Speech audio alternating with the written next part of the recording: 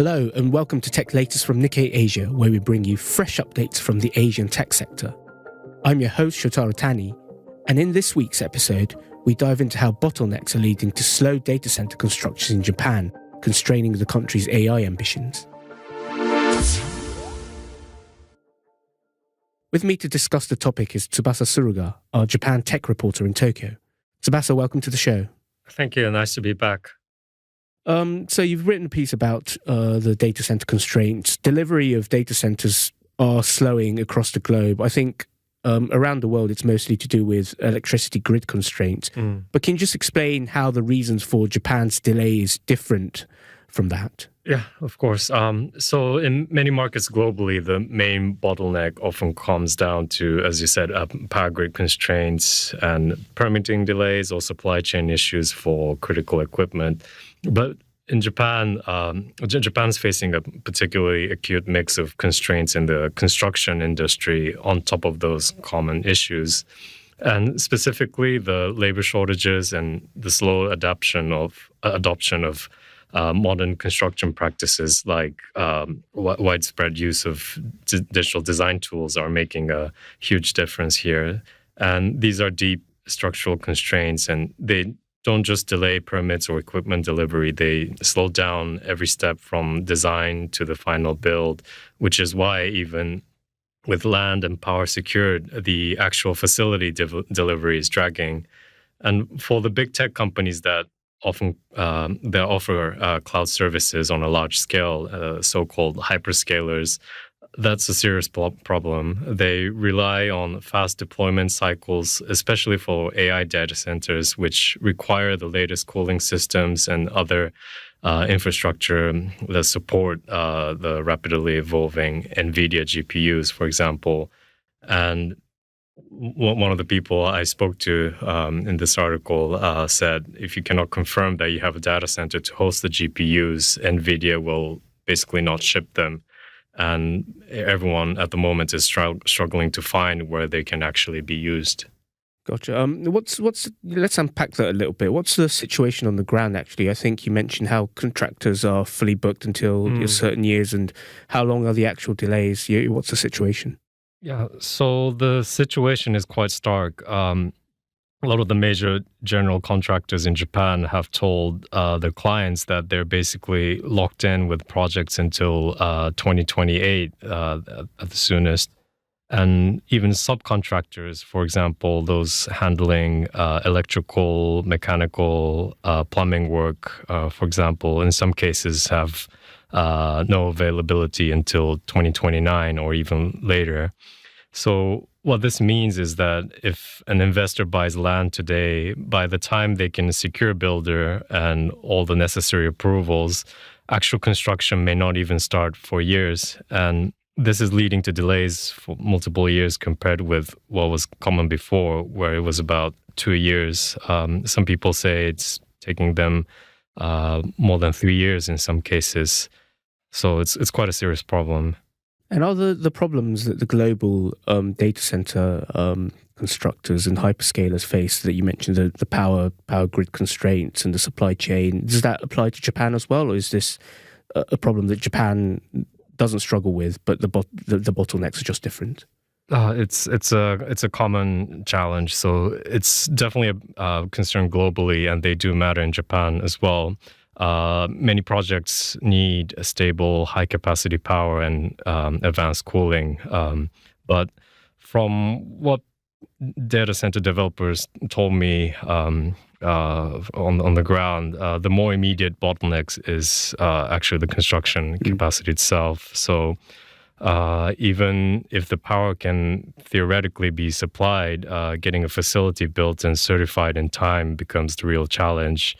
But that said, data centers do require a very large amount of electricity, and that's something that Japan must be tackling in the longer term. Right, so Japan's saddled with all the constraints that global data center constructors and hyperscalers face, and on top of that, Japan has its own problems. That's right, yeah. And I think that all that has kind of led to Japan becoming the most costly country to build data centers, right? Yeah, that's right. I was actually surprised to see the data myself.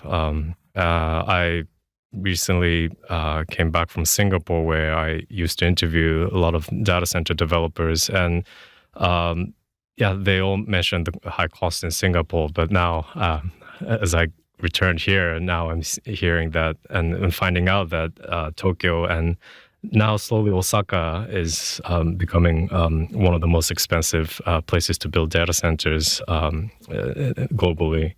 But you mentioned in your piece as well, despite bottlenecks, a lot of companies, global companies, are keen to set up data centers in Japan. That's right. Why is that? Well, there are a few reasons why they remain committed despite all the challenges. First of all, Japan is geographically a strategic place, and it's a very vital market. It's essential in terms of connectivity, especially international links, and crucial for ensuring low latency for both local as well as regional customers. So Japan is essentially a gateway to the wider Asia-Pacific market. And one of the data center developers had told me that if they had a choice between Japan and South Korea, most people would still prioritize Japan. And there's some market researchers that estimated Japan's total data center capacity has more than tripled in just 5 years, showing its inherent value. And secondly, demand for AI infrastructure is surging, and operators believe being present in Japan early will pay off in the long term. And as one overseas consultant put it to us, he said, nobody's walking away from Japan as it's a gold mine. Interesting. And I think you touched upon this in your piece, but there's strong interest from Chinese tech companies as well. Can you just talk about that as well? Yeah, that was definitely a more interesting aspect I think I found out during this piece.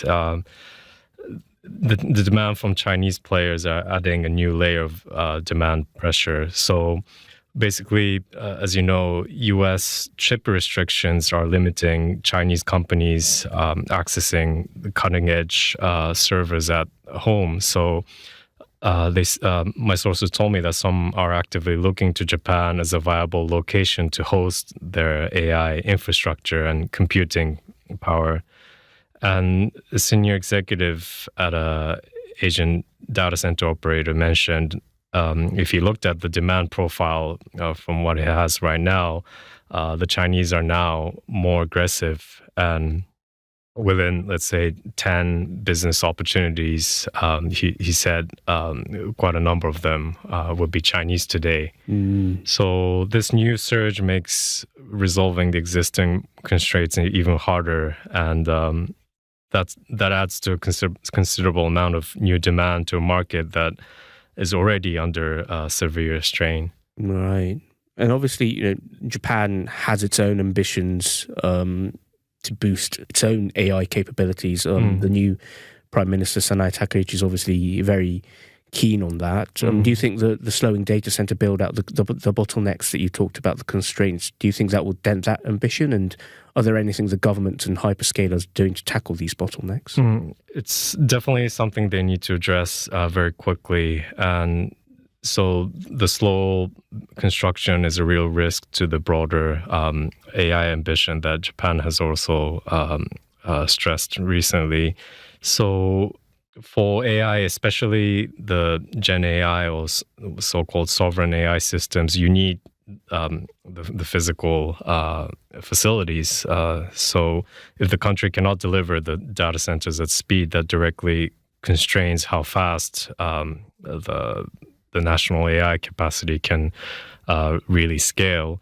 And as for solutions, operators are rethinking how to build some of the facilities in Japan. So SoftBank, which began constructing a data center in Hokkaido, the northern area of Japan, they're shifting to a more modular or prefabricated data center, which is a lot easier to build additional capacity depending on client's demand. And so they're thinking that would be a more viable way to be able to provide these data centers in a timely manner. And for Japan specifically, the industry needs more collaboration among developers, utilities, and maybe regulators to streamline some of the permitting or building schedule. And crucially, the government needs to encourage faster adoption of modern construction practices like digital design tools, and perhaps provide regulatory support to fast-track approvals for these critical infrastructure. Right. That was fascinating. Thank you, Tsubasa. Yeah, my pleasure. That's it for this week's episode. You can read Tsubasa's piece on Japan's data center bottlenecks, as well as the latest Asian tech news on our website, asia.nikkei.com. You can also subscribe to our weekly Tech Asia newsletter, which will be delivered to your inbox every Thursday. Thank you for tuning in, and see you in our next episode.